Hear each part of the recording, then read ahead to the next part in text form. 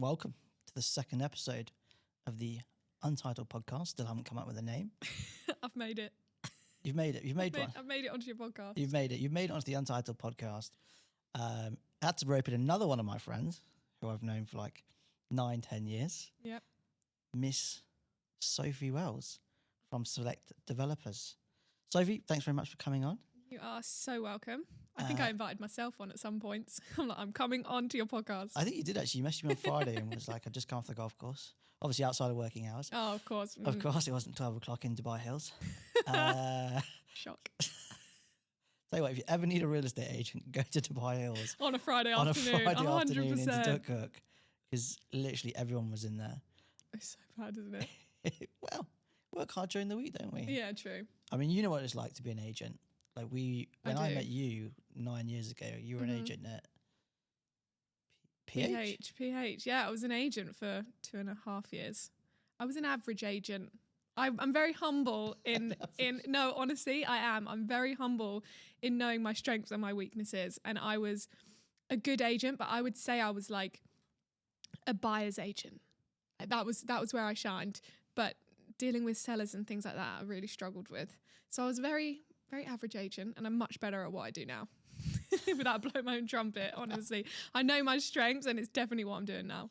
And now you're at Select Developers, where Yeah. literally all you do is you have one product to sell in terms of like a development, but multiple buildings inside that. Yeah. And you are literally just dealing with buyers now, aren't you?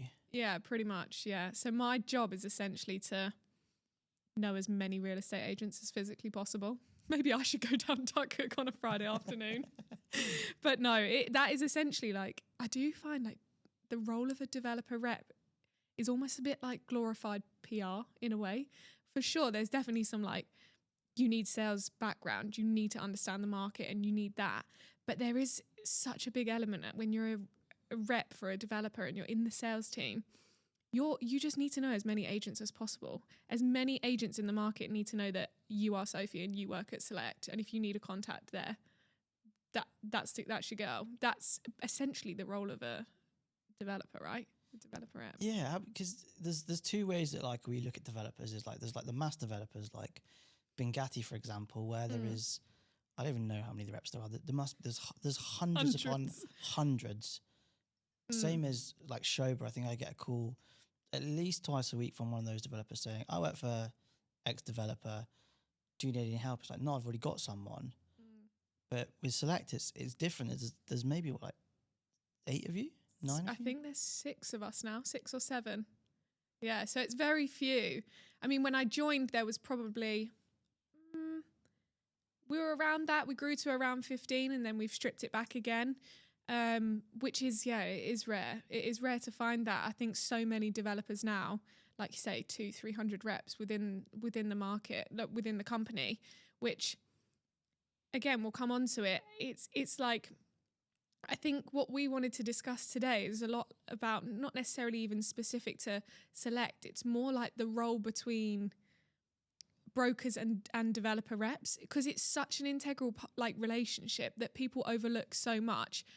How many podcasts and videos are there where people are discussing the relationship between broker and client? There's hundreds. That's really what everyone studies. But I think it's such a key niche, especially now with off-plan being such a massive market here. I think in the last couple of years, off-plan transactions have actually almost overtaken the secondary market transactions, which is mad. And no one considers or takes into account the relationship between broker and developer rep, because I think it's such a big part. They have overtaken. I think it's like 56% of all deals last month were off plan, which is crazy because also August last month, when this podcast goes out, I think it might be in October, but August when a lot of people were away in the summer, like I was away in the summer, I think you were away this summer. I think you were in Portugal at the same time as I was. Yeah. It is crazy to think about. This for me personally, like there's maybe like 6 or 7 developers that I'll deal with, because also if I'm taking clients there, I want to know that the person that I'm taking them to meet is competent. Like that's the biggest thing for me, and you can speak to it as well, that when you go and do briefings on Select, because you work for Select, like you just know everything about that product. Like if someone asks you a question, like 99% of the time you'll know the answer. If not, you'll go away and you'll find it and then come back to them. Mm-hmm. There's a lot of developers reps where you ask them a question, they just make it up. Yeah, they're not. And I think that's where it comes. That's what it comes down to. I think because I was an agent before, I think I've got that background where sympathise is the wrong word, because I think so many people love being an agent, but it's almost like I can relate to it. I can understand the process. Is that as an agent, you learn. Okay, you've got to learn. Even if you're a secondary market agent, right? You pick an area. Yep. Even if you pick marina, how many towers are there in the marina? You need to have 20-25% knowledge of every building, you know? So when you're calling a client, you know that their 05 series is a one bed facing whatever direction. Like, you need to have that level of knowledge on the area that you're working. If you're an off-plan broker, you need that knowledge on the 5 to 7 projects that you're working on. It's impossible to have 100% knowledge on every single project that you're doing. It's just not possible. Yeah. You have 50 projects, you have a developer coming into the office every other day, pitching another project. You need someone who's going to be like, this is the one that you should be selling. And you also need a rep that's going to be able to say, if somebody asks me a question, like you say, I learn, like right now we're only selling 6 sensors. That's the only project we have. So I know that project inside out, and I do not expect my brokers to know the same level of information about that building as I do. It physically doesn't work like that, but it's that trust from the broker in knowing that you have 100% control over that conversation, and you know you can answer, like you say, 99.9% of those queries, because otherwise, what is the point? What's my role? What is my value? What is the developer adding to the broker client sale? That's where I think people miss out on so much. And there's so many, I would say, developer reps that, yeah, you've got to find your niche. You know, you've got to find that person that you want to work with, because that's what it comes down to. You know, like at the end of the day, the bottom line is that you want to close the deal, and you've got a client that potentially wants to buy, and we've got a product that we want to sell. What is the best formula to make that happen? And I think that's where people, I think, miss the boat. Pretty agreed. I think like the developer reps are definitely the best people to speak to the client. Like any clients that we have that we know are super serious, like we want to get them down to the sales center, especially if you talk about Select, just as an example. Like if you go down to the Select sales center, as soon as you walk through the door, you're like, okay, this is a premium product, because you have a massive sales gallery, like super high ceilings, there's marble everywhere, the coffee's really good. And then most of the time. Then you have like round the side, you have where the Six Senses model is. Where the model is, the kitchen, like just super cool.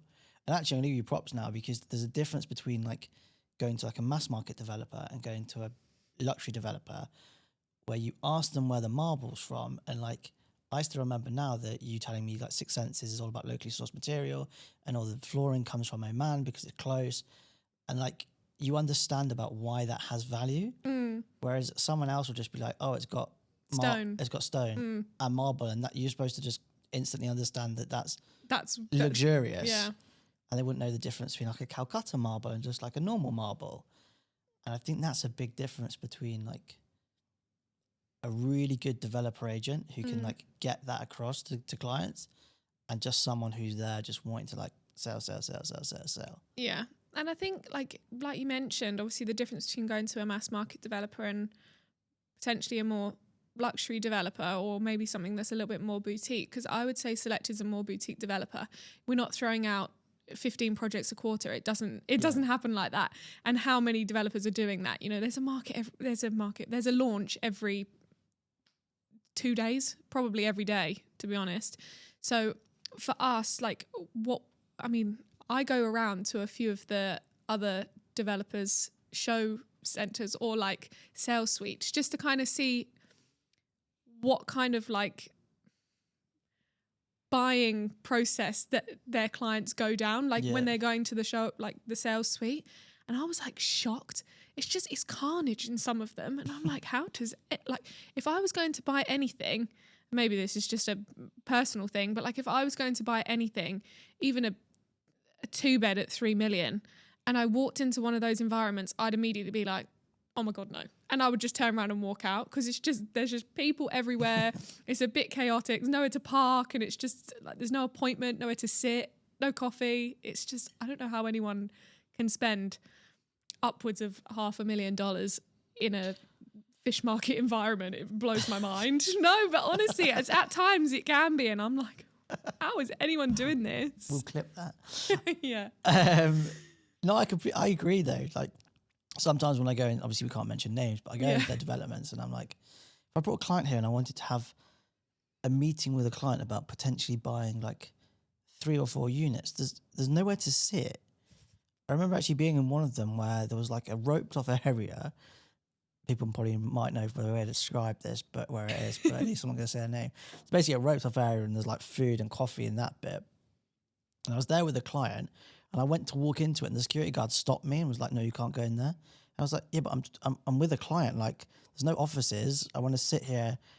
Your developer rep is here. No, this is only for, I can't remember what he said. It was like, People spending 20 million. No, it was something to do with like every single month there's like a agency books like that area and no one else can use it. Okay. And I was thinking like, well, the guy actually never ended up buying the units. Whether that was because of that or something else, but I don't think it helped. But yeah, these things all contribute, and I think that's where this will lead on eventually. Just give me time. But like in terms of like these are ways that I use my social media, right? I've understood that my social media account, I've started using it in a way where I'm basically reaching out to brokers or doing polls for brokers where what is it that as an agent you need from developers in order to make it easy to sell the product? That is essentially what developers should be asking. Not just putting out into the market what they think looks nice. What do brokers need to be able to sell it? They are the ones with full exposure in the market. They are the ones bringing you probably, I mean, I can only talk for Select, but our brokers bring us 95% of our business. It's heavy. That is heavy. Huge. I would say we are the most, probably can't give this like exact, but we are probably one of the highest brokers sales as opposed to our own direct clients. Yeah. So like, that's why I'm so heavily focused on what is it that brokers need from us as a developer in order to be able to sell our projects. And it's throwing your coffee down yourself. I've seen that. But that is for me like the number one thing that I really focus on. What is it that you need? Do you need more support from the reps? Do you need me to come and sit in the office for 2-3 hours a week? You know, whether that's on a Monday morning, I'm just sat there, people can come and go, ask questions. It's that reminder, you know, oh yeah, Six Senses, you know, or, oh yeah, that project, oh, this is coming, what's new? Start those conversations. Do you need better marketing material? Do you need site visits? What is it that people need to make it easy? Because I've been an agent and more often than not, agents will sell what is the easiest for them to sell. Yeah. Which is sometimes a habit, but we're all human. Like naturally you will always do what is the easiest way for you to do your job, basically, essentially. And I think that is why I'm so almost like forceful in that, like, what do you need from us? Because that helps us put out, you know, the right marketing, the right material. I think and I've had this conversation with quite a few people before, like from what I look for in like a development, if I get a picture to someone, is like the first thing is, does what the USP, does it match the building? So like if you look at some of the stuff in JVC, and I've spoken about this before, where they'll build these G+6 buildings and they'll just put maybe 60% of it will be studios. Maybe 20% is one beds and maybe 20% or maybe 30% is one beds and 10% is two beds. That building is aimed at young professionals because families do not live in studios. Families do not live in one beds. Families usually live in 2 or 3 bedrooms. And then you dedicate 80% of the amenities to families. That to me makes like zero sense. Because all you're doing is trying to use the amount of amenities that you have as a sales point so that people can say things to people and like, oh, it's got this, it's got that, it's got a mini golf course, it's got a splash pool. Okay, cool. But is anyone in the building actually going to ever use that stuff? Yeah. Because the likelihood is they're not. Yeah. Because it's a studio. Like when we first moved here, like I said on my last podcast, I lived in a maid room. Yeah. Like, and then I lived in like a shared apartment. Mm-hmm. And then I moved in with my now wife into a 1-bedroom apartment. But I didn't live into a 2-bedroom apartment until 8 years later. And I wouldn't use a splash pool. Yeah. No, it's true. It is so true. And I think that's what it comes down to, isn't it? Like something like that building should have had office spaces, co-working spaces, standing desks, you know, corporate areas, or like something, like you say, something that's more fitting towards podcast studio. That is genius. Someone needs to put one of those in a building. Where? Prestige One have put one in. Really? DLRC. That is genius. They've got a podcast studio, and they've got one in actually a podcast studio and the one in JVC. That is genius. Because young people, that's what everyone's doing. It's or like content rooms, which sounds again stupid, but like this is the 21st century. It's 2025. This is the stuff that people are doing. And if you're not forward thinking when you're doing this type of stuff, the product just isn't going to sell. And then you're just basically selling something that there is already 5 or 6 of within a 2-kilometer radius. Yeah. And then there's no USP, and then people don't get their appreciation because there's no difference between yours and the one next door. This is exactly it. And this is why people are saying about the oversupply in the market, like when all the units hand over, there is going to be a lot of units out there. And it's going to be, how do I buy something now that's going to be a differentiate? Is that a word? Differentiator? Let's just go with it. It's a word now. Differentiator in the future. Yeah. Yeah. I think that's what it comes down to in the end, is that you've got to be pitching, you know, you've got to be launched. Developers now have to be so forward thinking, so almost innovative as well, because you've got to bring something new. I mean, I'm going to really plug Select at this point, but I said it on a podcast that here we go, buckle up, because I literally said this on a podcast the other day where I found Select to always be sort of like one step ahead. Like when we launched Six Senses in 2022, Six Senses on the Palm, you know, people barely knew who Six Senses were. We did so much brand education to really put it out there because it is such a niche wellness 5-star brand. And it was kind of like we were really pushing on the fact that there's a 60,000 square foot place of amenities. You know, there's a 35,000 square foot spa with saunas and steam rooms and ice baths. And everyone was like, yeah, it's cool, but like, where is it going? And now it's like wellness in Dubai. It's like, I mean, it's a bit out of control, I would say, the wellness movement in the best way. Yeah. Like 2 years ago, did you know a single person that used to go and do a sauna and an ice bath? No, but I just still don't think there's anywhere in Dubai that's absolutely nailed it yet. And I've said this before, that like there's no, you know, like in the UK where you have like David Lloyd. Yeah. It's a lifestyle, which I hate that phrase, makes me feel a bit nauseous, but I know what you mean. Yeah. Like families and stuff, they go to like a David Lloyd's on the weekend. You know, mum goes off, does Zumba or a fitness class. The kids go swimming. Then you use the spa. Everyone's having lunch. It is my niece and nephew. My nephew is 2 and my niece is 6. And their mum, who's my sister-in-law, has a membership. They all have a membership at David Lloyd's, and the kids have full paddle membership because they love paddle so much. Unreal. That was completely side note, but yeah, the lifestyle thing. And I don't think anyone's nailed it. And I have said, and it's not just because you're sitting here, because I said it on a podcast before. Six Senses on the Palm will be the benchmark for like lifestyle 100%. Living. To the point, and again, won't mention names, but you know, as a developer or anything, that you've almost sort of like nailed something when other developments nearby have had to renovate and increase their level of amenities because they're like, oh crap, we're so far behind. Yeah, you know, that's when we were like, okay, this was a good idea. Yeah, because other people are going, it's turning heads, and people are like, oh, it's not enough. What we've delivered, it's not enough. It needs to, that's the level of, you know, people who are moving here, and the wealth that's coming to this country is incredible. But it is becoming the norm. You know, it's not enough to have a pool and a gym. You know, people are like, where's the sauna? Where's the steam room? Where's this? Plus. Yep. It's like, where's the nearest paddle court? Where's everything else that's coming, you know? So I think for us, that was the biggest one. I think when Six Senses hands over in I think we're looking at about 8 weeks. It's exciting. Yeah. So I think that'll be the...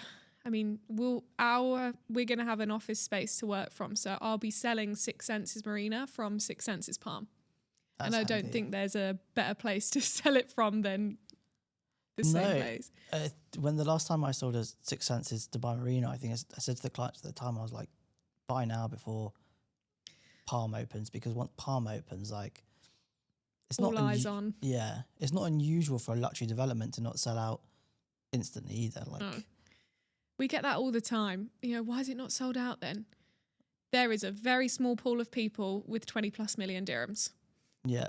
In Dubai, fortunately, there is a lot more people. But, you know, Six Senses, like, we've done like 75% of the building. And from a revenue perspective, it's probably higher than that, because we've sold a lot of the big units. Yeah. You know, it's 4 triplexes at 125 million. Sold. And we've sold 3 of them. There's 1 left. Oh, wow. So the big stuff, Who brought them? No comment. So it's just, I think, yeah, we get that all the time. You know, why is it not sold out? It's not. I know developments that, you know, ultra luxury developments that launched 3 years ago that still have plenty of stock. Yeah. It's just, these things take time. It's just more niche. And there's a lot of supply in the market of luxury products, whether they are all luxury or luxury, there's a very different version. That word, you know what? Luxury is dead to me. That word is dead to me now. Yeah. Because it's just so overused. Luxury, I think luxury as well is like a perception. Like, my perception of luxury might be different to what your perception of luxury is. Very true. But I agree with you as well about there's a lot of products, trying to think of the best way to describe. There's a lot of products around that price point. Yes. That are not comparable. And I think with the influx of branded residences, which, let's just get into it. Branded residences. If you're going to buy a branded residences, and I've said it before, buy a hospitality branded residence. I could talk about this till the cows come home. I'm not joking. Go for it. It's branded residences. I mean, there is so many in Dubai. I think it's quite rare. Like, if you go to any city in the world, I think it's really rare to find a branded residence. It was, but I mean, even London now is really There's so many more coming. Like Mandarin, but Mandarin. Do you see what it means? The Mandarin Oriental branded residences. Oh, I've not been to the residence. No. Are they mega? Mega, but they're expensive. What kind of price point are we looking at? Like £3.5, £4 million for a 1-bedroom. Yikes. Yeah. What's that? 20 million. million dirhams. People still, and you can buy a 5-bed for a 1 bed. You can buy you can buy a 4-bed in Six Senses Dubai Marina for less. You actually can for half the price. It's mad. It is mad. DM me. Yeah. Yeah. 30/70 payment plan. But no, I think, like, with branded residences, I know you mentioned always going hospitality. Select has always gone hospitality branded. And I say this all the time. Yes, you can have these car brands, and yes, you can have these fashion brands. They will sell. There is a client in the market for everything. Yep. I say this always. Where does the value sit, and where do you see the capital appreciation on these branded residences? What a fashion brand or a car brand does to a building, I would say, is dictate and define the way that the building looks. My favourite one was when it was X-branded, okay, fashion brand. Yeah. I won't mention the names. Went to the building. The lobby, beautiful. The corridors, the amenities areas, beautiful. Into the apartments, completely basic. It was in the SPA, in the tiniest writing, only the common areas were branded by the brand. Oh wow. The rest of it was just basic. In Dubai? Yeah. Which building was that? No, I'm not going to. Beep. Just whisper it to me. No, I'm not going to tell you. But I was like, imagine. And who reads the SPA? Have you ever had a client sit through and read the SPA? Actually, you definitely have. Actually, you definitely have. Yes, I have. But very few. I'd say 1 in 50 read an SPA. The thing with an SPA is though, like if you're not happy with what's in the SPA, you're not buying the apartment. If you want to buy the apartment, you've got to sign the SPA anyway. Yeah. Like the developer's not going to change what's in an SPA. Yeah. Yeah. But the reason why I like hospitality is because effectively all a building is like bricks, mortar, and material. Mm-hmm. But the materials that you use, you can buy. Like you could buy an older building, and you could make it look like your apartment look almost identical to what a branded residences would look like. Mm-hmm. What you don't get is the service, The feeling, and the amenities, and everything that comes with it. So when you put up to like, one of my favorite things to do at like a luxury hotel. So I stayed at Six Senses in Rome recently, and I got off the airplane. Six Senses picked me up at the airport, drove me straight to Six Senses. There's someone waiting outside to take my luggage, carried my luggage inside. They already knew that I was coming because they'd already radioed they've called from the airport to say that Mr. Pargin is now here. You're like an A-list celebrity. They've taken his taken a picture of his passport. It's funny you should say that. Duran was staying at the same. No way, at the same time. And I came back one night and there's just like people everywhere. And I said to Alice, I was like, what's going on? It's like, these people for me. Are they here for me? Am I the drama? And then it turned out Duran were there. But yeah, they literally like check-in is, here's your keys, sign this, straight up the room. Yeah. Like that is service. None of this like wait in a queue for like 3 or 4 people. Yeah. Oh, sorry. Actually, the room's not ready till 3 p.m. Yeah. Oh, well, you can leave your bags just loitering in the reception somewhere. Yeah. You actually feel valued. You know, you feel like people know you, even if they've never met you before in their life. They greet you by your name. That's it. By day like 3, they've kind of worked out your schedule almost. Yes. You know, they know what time you're coming down for breakfast.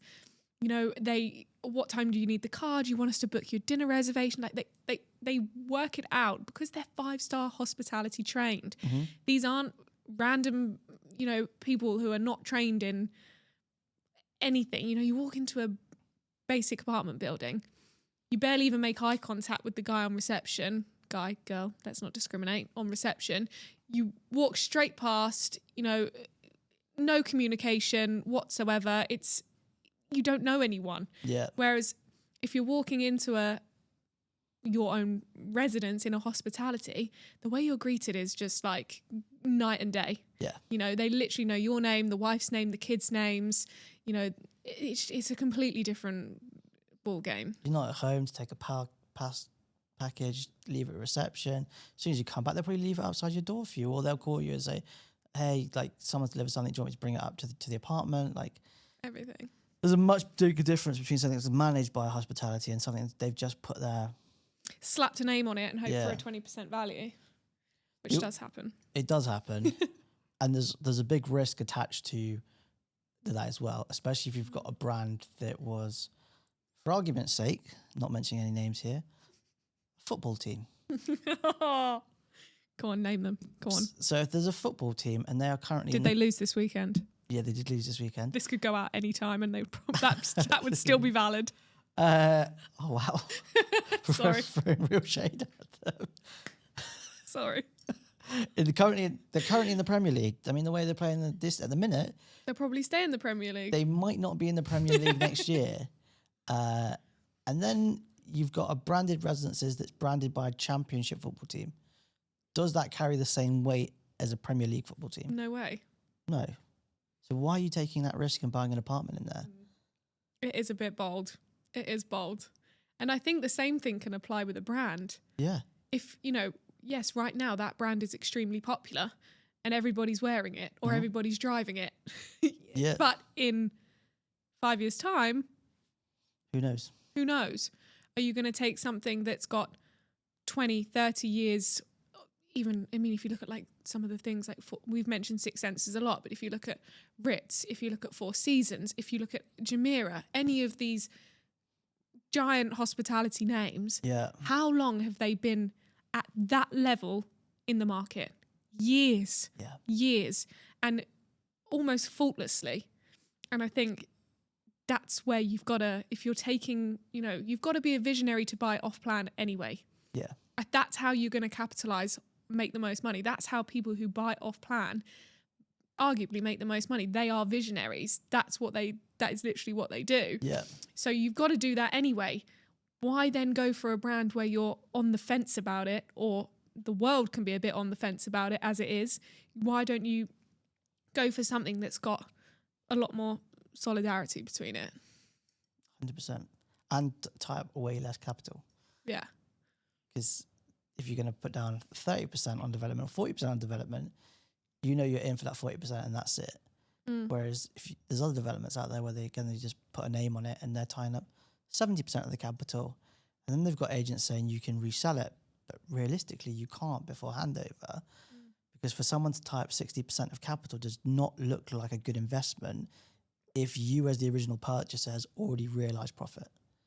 Because there's always going to be something that's probably a little bit cheaper on a better payment plan.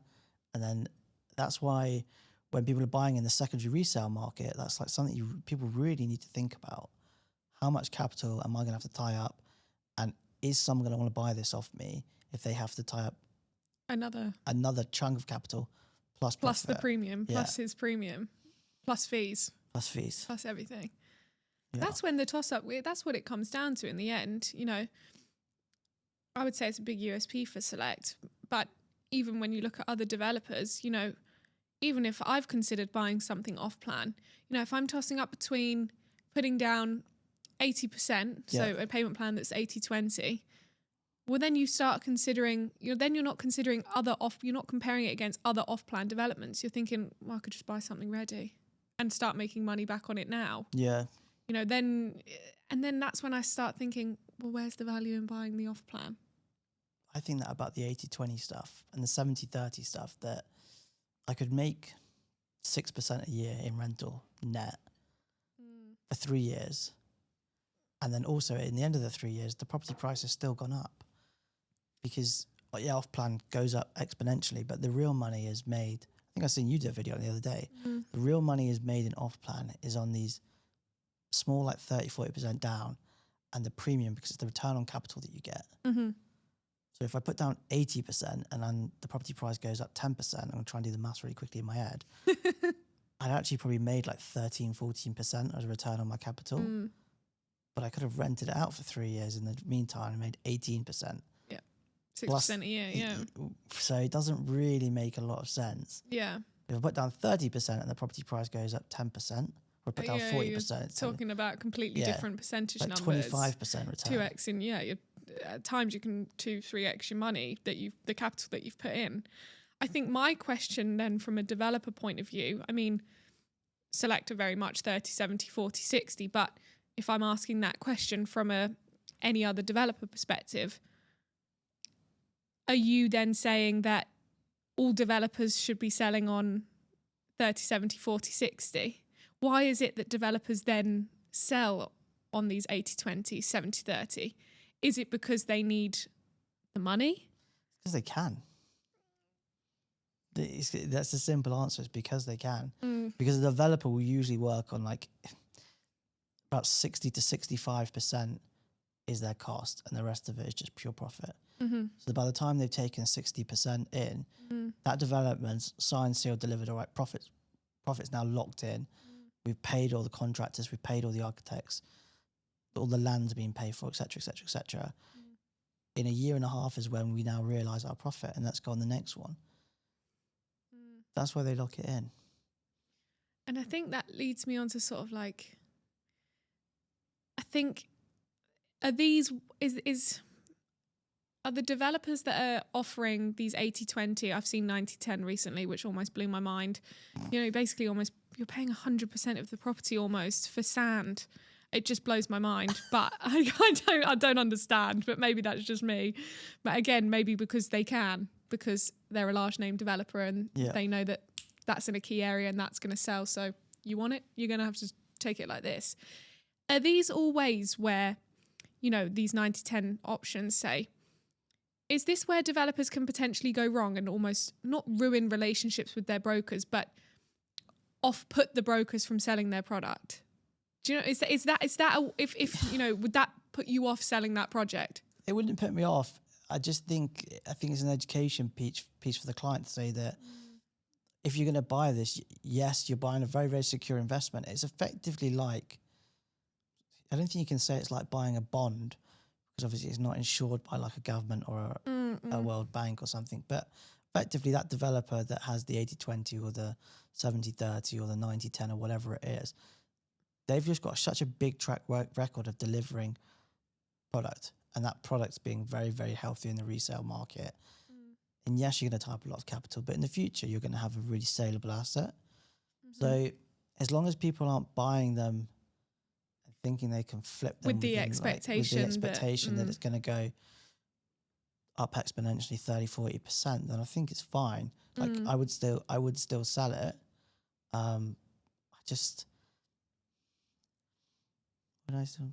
I'd certainly have a really like open and honest conversation. Be like, I think there's probably better things in the market for you. And you, like I say, you understand why the developers do it. And like, if I was a developer and I could do it, I probably would do the same thing. Like, who doesn't want to lock in all their profit like on the day that they launch? Yeah. Like it's incredible. It'd be incredible. I think we say this about Select as well. It's that, like, you know, we always go on the softer end in terms of like 30 or 40, because logistically, you know, the 30 that we do is paid in one shot. Yeah. It is aggressive, but that's it. Within 3 years, I don't have to pay anything else. Even the 40%, it's spread across like 2 or 3 payments. You know, some of these developers where you're paying like 1% every month for however long. Do you know how much actual logistics go into following up for this stuff? That's like a manpower of like 400 people. Yeah. It's insane just to make sure that people are consistently paying, following up, reminders, this and this. But again, they're offered in the market because it's almost like a sales to draw people in, because, you know, maybe they don't have as big a name in the market, and they're things that they have to do to put them as like aside from A, B, C and D developers. Question then for you: what are things that you've seen in the market, I guess, or things that developers do that catastrophically ruin relationships between them and brokers? Lie. That's the simplest thing to say. Really? I just don't like it when people make stuff up.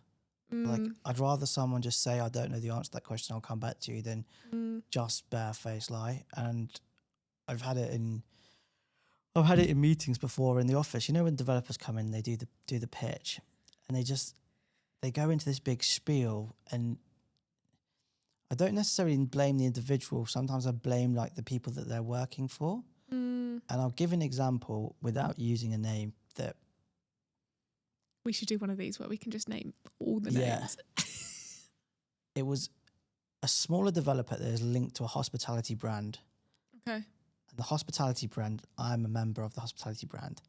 Okay. And I'm a higher level than the level. You are a big shot with not, this. Not at all, but I'm a higher level in terms of like their loyalty program than what you get if you buy a unit. So they came in and they were saying, you get 25% off worldwide on hospitality and F&B. And I was like, that's a lie. That is incredible. As they were like, I was like, are you sure it's 25% discount? And they were absolutely adamant.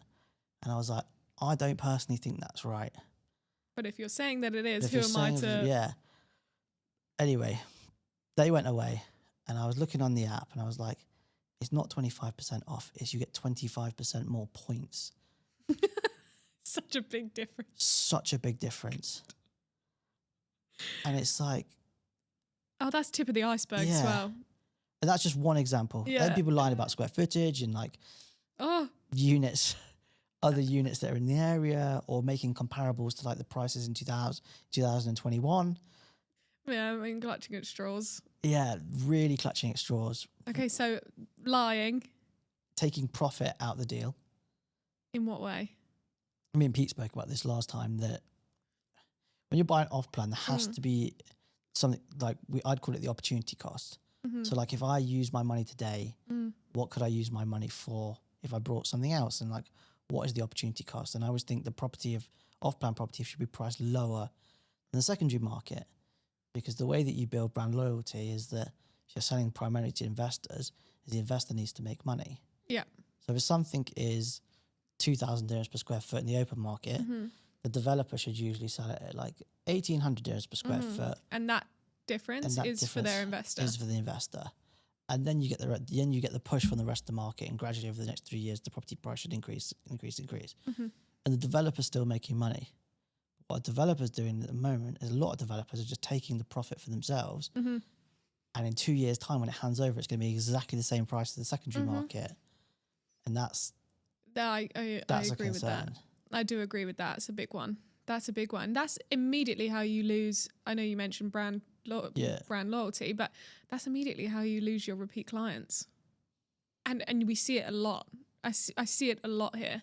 You know, we get, you know, if we launch a building, I would say on the launch, like we're going to be launching in November, I would say on the launch, our repeat buyers will make up 25%. Yeah. That is huge. That is big. It could be bigger, 100%. But even to have people that, you know, every time we launch something, they will buy every time because they know and they'll wait. I've got people, they've literally been like, when are you launching? Like I've got cash waiting. I don't want to buy anything else. They're literally just waiting for this. Even then they don't know anything about it. They know nothing about it, where it is, what it's going to be. And they're like, I'm waiting for you to launch this, because they know that they've made money off the last 5 that they bought. So why wouldn't they? Yeah. Why wouldn't they? Because we're just not greedy in that way. But I think, a lot of developers can go down that route. Okay, so lying. Opportunity margins. EOI stage. Ooh, it's messy. It's messy. There's one developer that's particularly bad at it. But you ask them a question, all they say is get an EOI, get a check. It's like, how can I give you an expression of interest when I don't know what I'm interested in? I love that so much. Like what am I what am I showing an interest in? Yeah, but you know what I mean? Like, how am I supposed to be interested in something or express an interest if I don't know what I don't know what it is. Like, do I have even just like an approx size? Or I think it's hard from a developer perspective, because I've probably said this. I've probably said that exact same statement.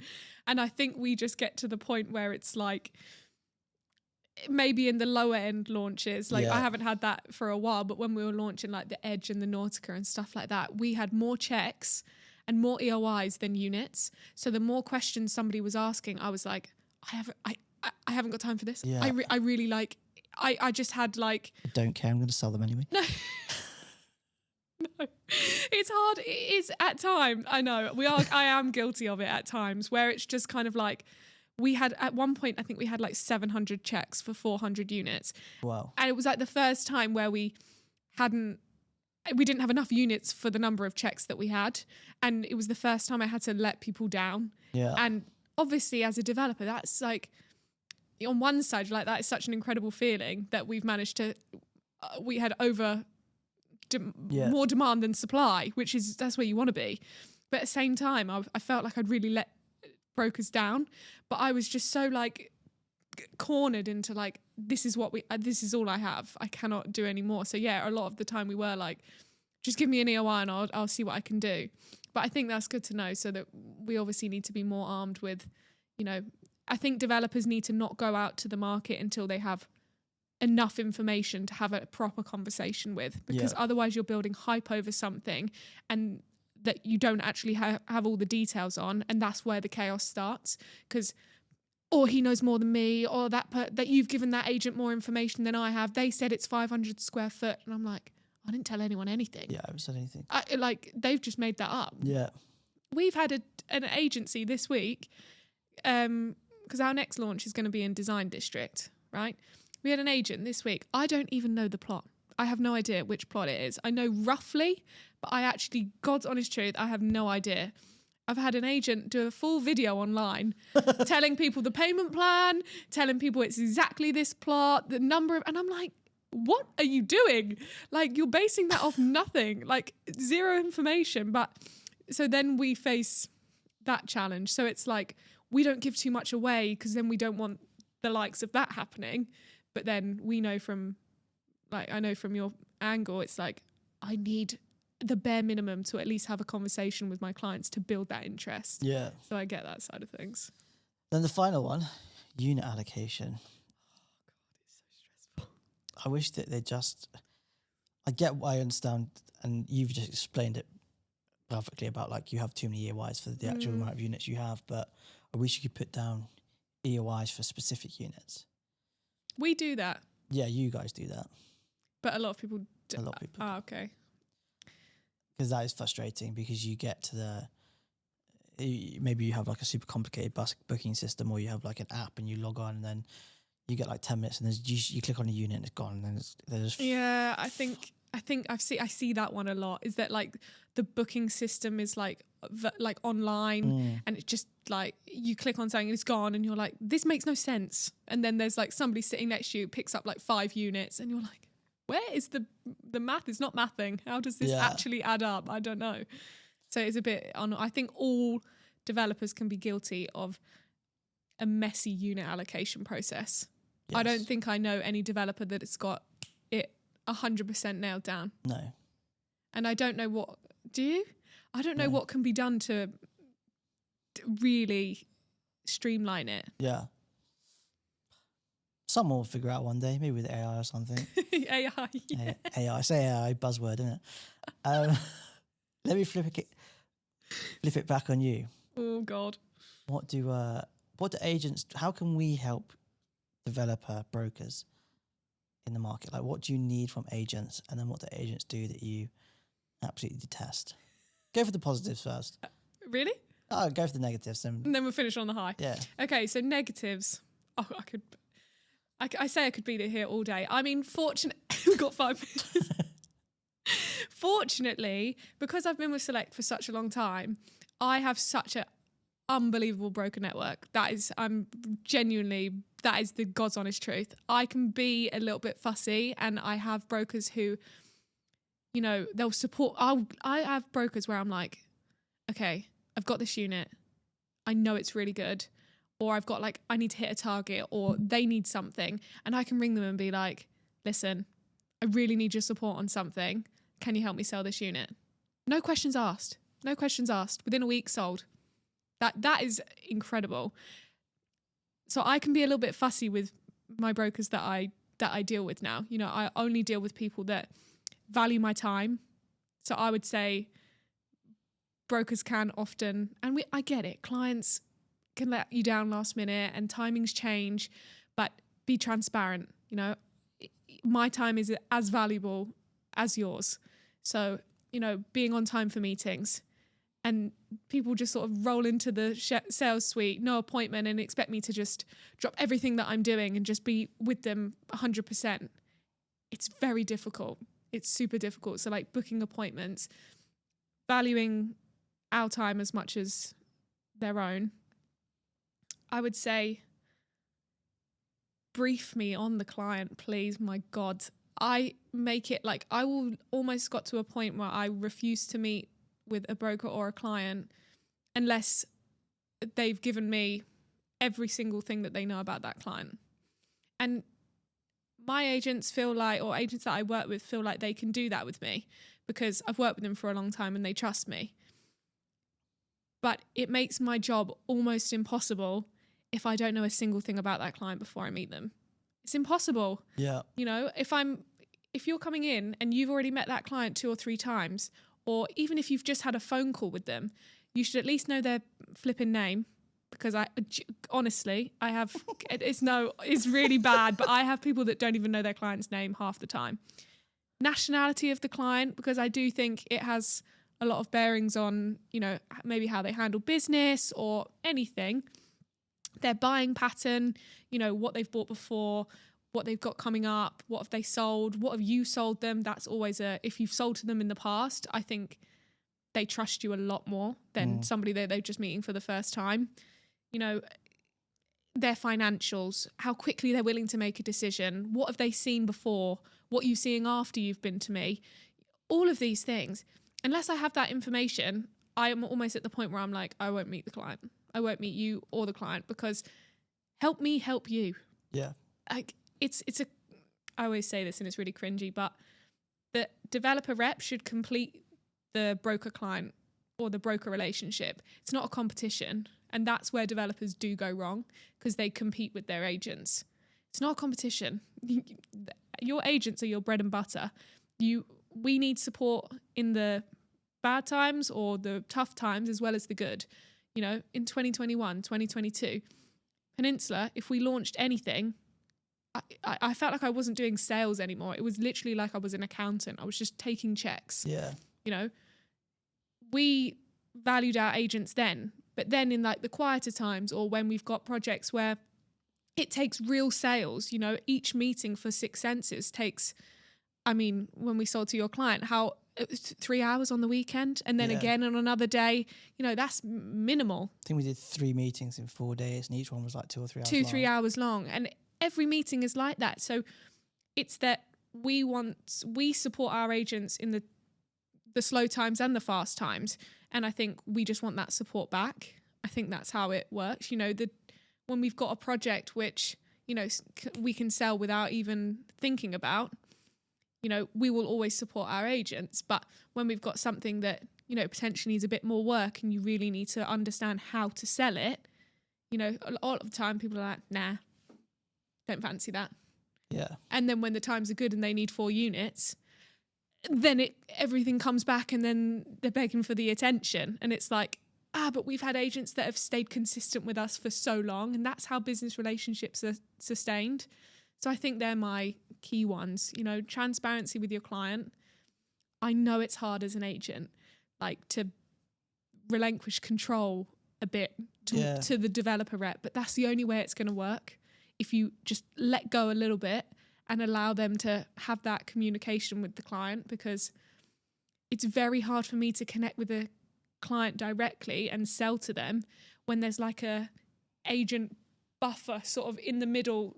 You know, all the communication is sort of fed through them. How can I build that rapport with that client? It's impossible. Yeah, I think that's a big thing as well, that maybe I should have mentioned, the integrity of like the developer rep that you're dealing with.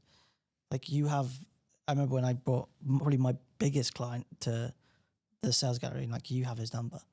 Like, yeah, and he messages me and I'll be like, Josh, by the way, he's reached out to me and like, just this is like the communication. Or I'll say like, let's make a group chat, you know, so that communication is just, no one misses something, you know. And it's just, I mean, we've known each other for almost a decade, which makes me feel old, but so we naturally have that anyway. Yeah. And I hope that any brokers that bring me clients feel that same way. So yeah, it's the integrity of and that, I think that's it, isn't it? Yeah.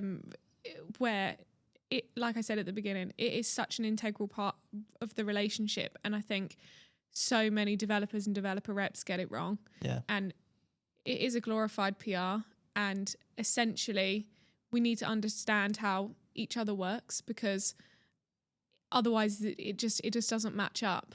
And I think there's still a lot of work that needs to be done for the relationship to blossom and grow in the right way.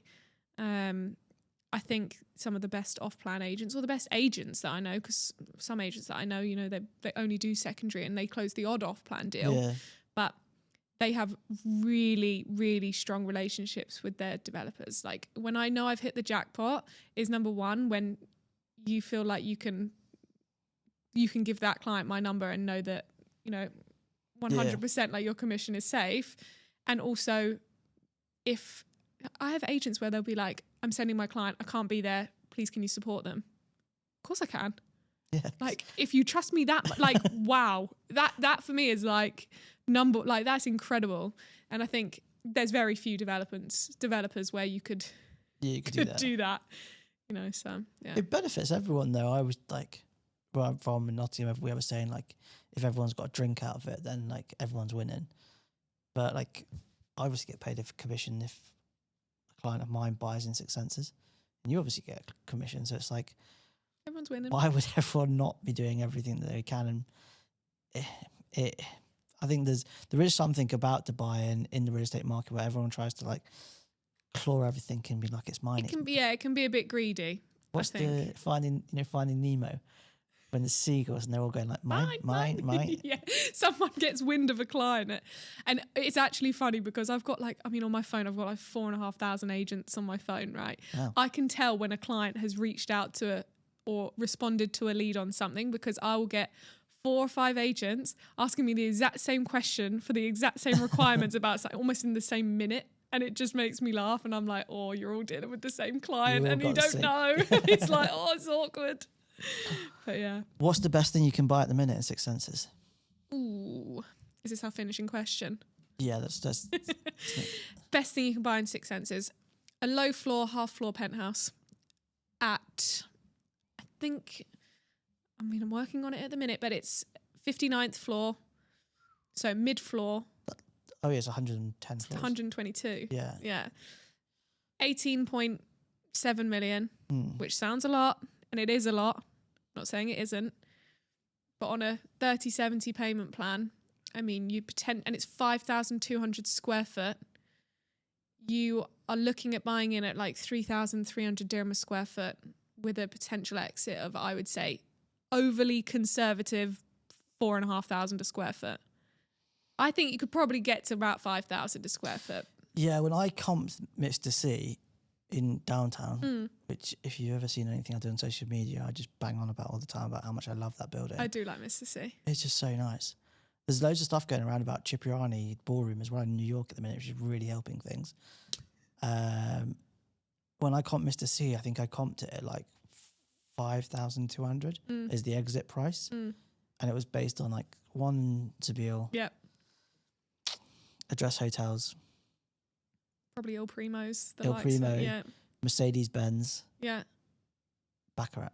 And you're like, if these are selling at comparable pricing, you know, if you look at what you can buy in the marina now at 4,500 dirham a square foot, there's no way that Six Senses will not do better than that. No way. It's higher in brand, it's higher in finishing, quality, amenities, plus. So that is my overly conservative. I think between 5 and 5.5 is probably where it will sit.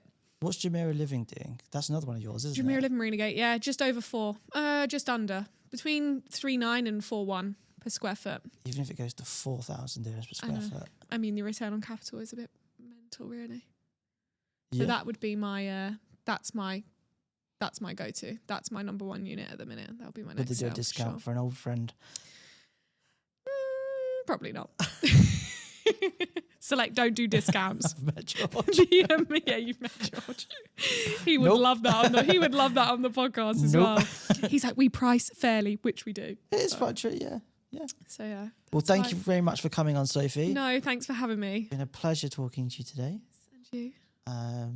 And who'd thought we'd be here 10 years on, talking about business and being professional? I'm surprised I'm still here 10 years. Same.